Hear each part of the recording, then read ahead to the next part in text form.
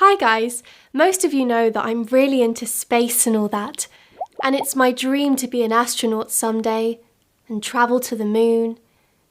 But that's just a dream. But some astronauts really have travelled to the moon. The first were Neil Armstrong, Buzz Aldrin and Michael Collins. They were the 3 members of crew who went on a mission to the moon known as Apollo 11, the first attempt to put people on the surface of the moon.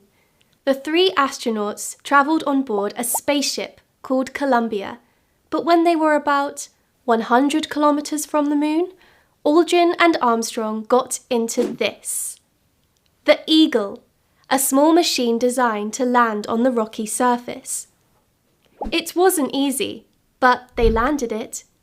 Then Neil Armstrong opened the door and the world watched as he climbed down the ladder and became the first man to step onto the moon. We all know what he said. It's one small step for man, one giant leap for mankind. Soon, Aldrin joined him to explore, and they bounced along the moon's surface. I say bounced because there's so little gravity up there. Obviously, they weren't there for long.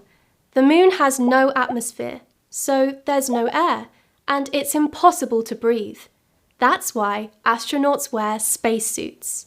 These suits have an oxygen supply, but not a lot, and they didn't want to end up floating in space forever.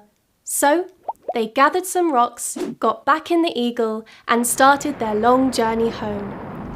There were huge celebrations when they arrived back on Earth, and they're still heroes today.